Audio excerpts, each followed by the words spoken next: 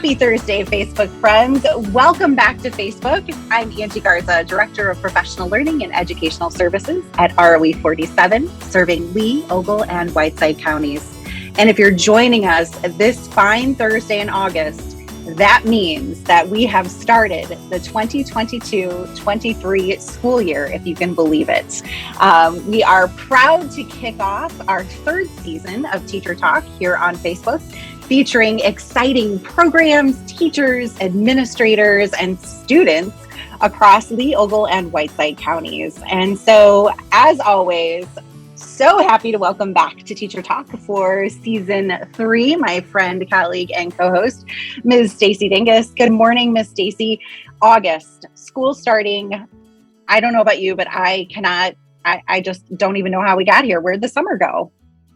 Angie, I can't believe it. And welcome back to you. Excited to be back here. And personally, my kids started school this week. And so we are all back to school. It wasn't too long ago that I, as a teacher, was experiencing my first day back to school. So you always get those, I think once you've had that feeling before, you always get those feelings of like anxiousness and excitement and what's to come. So excited to be here. Think that we have quite the year ahead of us, quite the normal year getting back into things. I'm excited to share in the next couple weeks, months, all the work that the ROE 47 has been doing, their staff with new programming, different connections we're making with different partnerships in the community. And then, of course, focusing on new things happening in our local schools, which is what we're doing today. So let's get started. Stacy, you are absolutely right. What a great way to kick off the 2022-23 school year. There is a sense of excitement in the air, anxiety. What will this year bring? What will this year hold? And we know that it will be even better than last year. And that is thanks to, as you mentioned, new educators, returning educators, fantastic new programs, and new administrators also to our area. And so we are very excited to welcome to Teacher Talk this morning the new Dixon High School principal, filling shoes of Dr. Mike Grady at Dixon High School, Jared Shaner. So Jared, thanks so much for joining us here this morning on Teacher Talk. Congratulations on your new role and welcome to 22-23. Well, thanks, Angie. Thanks, Stacy. Thanks for having me. You mentioned filling the shoes of Mike Grady. I don't know if I can fill them. He was pretty loved around here, but the first few days have gone pretty well, and I'm excited to be in this new role. And once again, thanks for having me today. Absolutely. And, I want to remind our viewers that you are not a stranger to Dixon High School. So why don't you tell us a little bit about yourself and your story, how you came to Dixon and how you ended up sitting behind that desk in the Dixon High School main office as the new principal? Well, I have a big smile on my face because I'm sure a lot of careers go like this, but I wouldn't have anticipated this. I didn't have some master plan 22 or 3 years ago when I got into education. So I don't want to bore our viewers and listeners too much, but I'll give you a quick synopsis. So from Prophetstown, so born and raised in the Sauk Valley area. Dixon was always a big place to me growing up in Prophetstown, and had a pretty good experience in education. Like a lot of people there, I was involved in multiple things, athletics and extracurriculars and some academic things. And probably my late junior, early senior year, I had a couple of teachers that just had a real positive impact on me. Some teachers and coaches. I decided that's what I wanted to do with my career, is go into education. So went to Illinois State University and got my bachelor's in special education. So I was in special education classrooms for the first, 7, 8, 9 years of my career. Got my master's at that time in administration, and kind of been all over the state. This is the most north that my family and I have been. We were in central Illinois for a while. We were in southern Illinois for a while. Had this opportunity. We've been back in Dixon now for, this is my 7th year. It feels like it's flown by, but a lot of family still in the area, and the job came open. We mentioned Dr. Grady. Mike and I didn't have a relationship prior, but we had kind of some common connections with each other. And that's really the reason that I applied for the job as athletic director 6 years ago now, and had a great experience working with him and for him. And he started talking about retiring a couple years ago, and principal wasn't on my radar. That's not really where I saw my path in life. As I mentioned, I was a special ed teacher. Then I went into physical education. I've coached just about every sport you can imagine along the way. And kind of football was my passion, so I've still been involved in that. But again, had the opportunity to work with Mike, and when he talked about retiring, him and I talked, Mrs. Empin and I talked, and that's what led me to this seat here today. I think the reason that I'm in it, again, is not because I had some dream of being a principal, but I truly believe in what we're doing here in Dixon. We have awesome people from top to bottom, central office throughout all of our buildings, and it's an honor and a blessing for me to be the principal at the high school. Jared, you mentioned Dr. Grady, and it was just a few short months ago that right here on our Teacher Talks, we featured Dr. Grady with his retirement, a larger than life figure in the Dixon community and Dixon High School. But it would be interesting for me to ask you, tell us a little bit about Dixon High School through your eyes. What are some things that you are, you mentioned that you think you're pretty proud of what you have there. Some programs, different things. If you were, to highlight the best of Dixon High School, what would you say? Great question, Stacy. And obviously I'm a little biased, but I've been at several places throughout my career, quite a few buildings, and I feel like we have a pretty good one here. I mentioned just the support that we have. We're a K-12 district. It starts really, we have good kids and good people in our district, and that's really where it starts. And I think specifically for me, one of the drawing points is I consider us kind of that middle of the road school district. We're not so small that we can't maybe have some offerings for our kids. We have a great curriculum with some AP courses and some other things that some smaller districts just financially can't do. But we're also not so big that people get lost in the shuffle either. We're certainly not a suburb-sized school. So I guess personally for me, it's just a good fit. I like all the offerings we're able to have for our kids. But again, it doesn't feel like that 2,000 or 3,000 student suburbia school either. I think a couple of the things that we have going right now, I mentioned our students and staff. That's really where it starts. And we've already talked about Mike a couple times, but had been doing it for a long time and really set the tone and the culture in our building.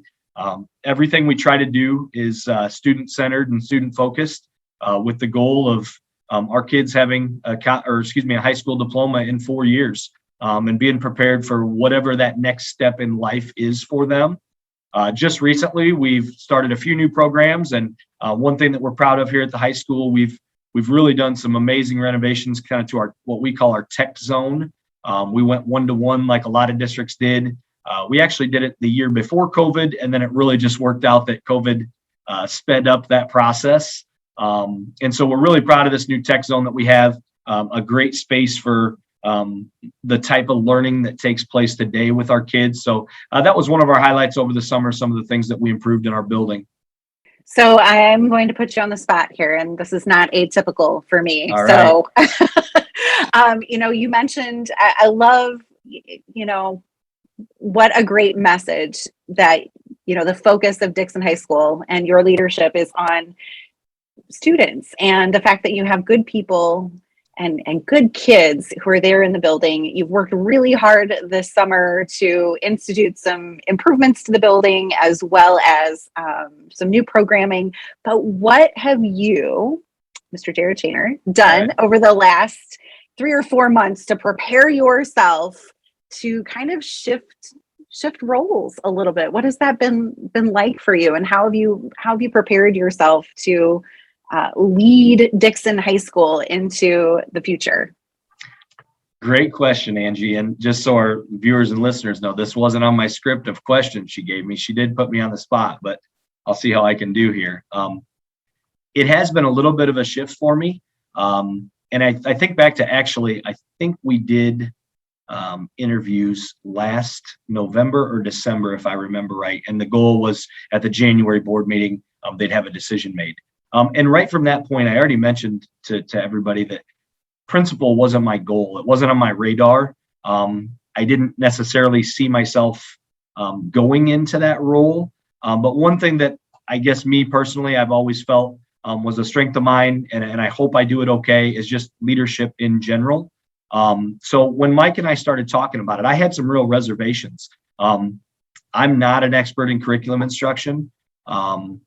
Fortunately, I have some great people around me who are really strong in that part. So it was a lot of me just really reflecting and thinking about my strengths and my weaknesses and if I'd be a good fit here. So that took some time to do. And then once I got the job, really just diving into some things. And I think it was two parts. It was being able to recognize those strengths and weaknesses, and then play off of them. I need to put people around me who are good at things that I'm not good at. And then hopefully, do the things that I'm better at. I think one of the things that I take pride in, and maybe this is a little bit of my athletics background or my coaching background, but that's just pride in what you do and who you are. So we've started this week. I'm meeting with every class, freshman through senior. And that's a big part of my first message is we're Dukes and Duchesses. We have a great place here, a great building with staff and an awesome community. And let's be proud of that. And the work that we do every day is important.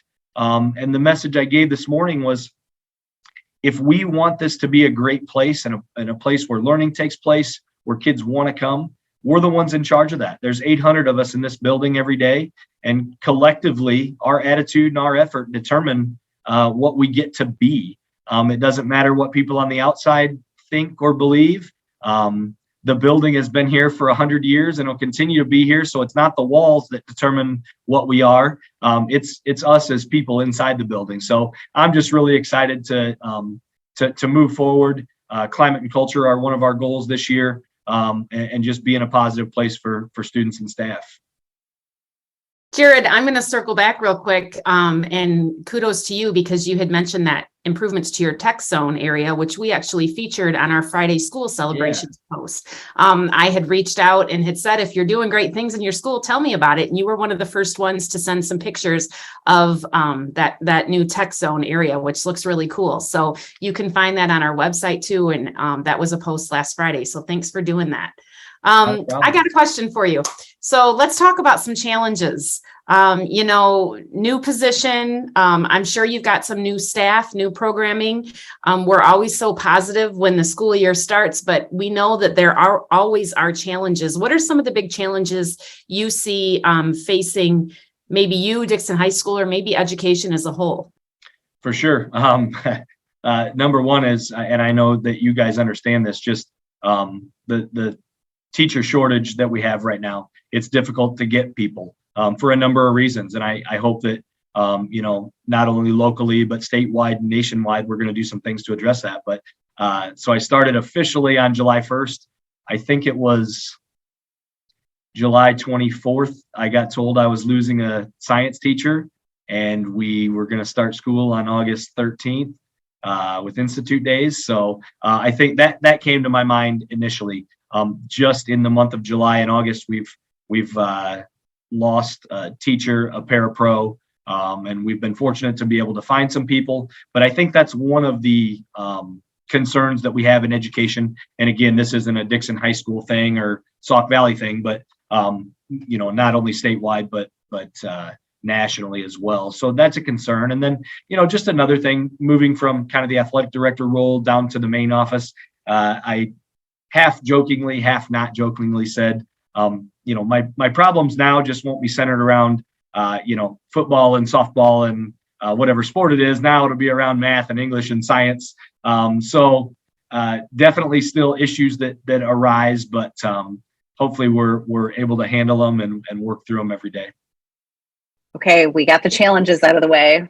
We've exhausted those from our system. We know that they're there. And thank you so much for speaking on the educator shortage, because that is something that's really real across the nation. And so we most assuredly need to work collaboratively to figure that out, because Education is so important. But that being said, brand new year, brand new week. I drove by Dixon High School this morning. I think I saw kids out in the parking lot cooking bacon. I mean, they were excited to be there at They were. 7 a.m. So what are you most excited about in your new position, or even with any of the new programs or improvements that you've made over the summer? What's exciting to you about this year at Dixon High School?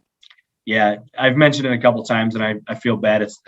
I can say it because it's the truth, but it's the ability to hopefully have a positive impact on kids and staff. That's why I got into education in a special ed classroom. That's, like I said, 22 or 23 years ago. I wanted to form those connections and relationships with people, and I think that's hopefully been my strength throughout my career and will continue to be.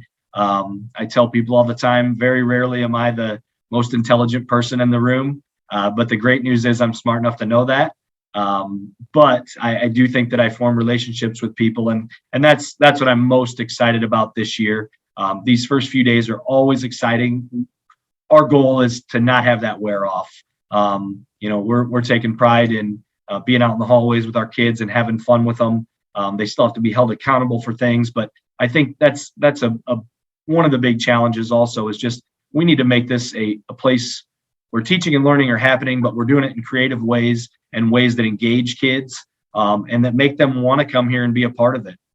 As I was telling you guys, I'm doing class meetings this week, and I understand that, school education isn't every kid's most favorite thing, and that's okay. I'm okay with that. What I want it to be is a place where they feel comfortable coming.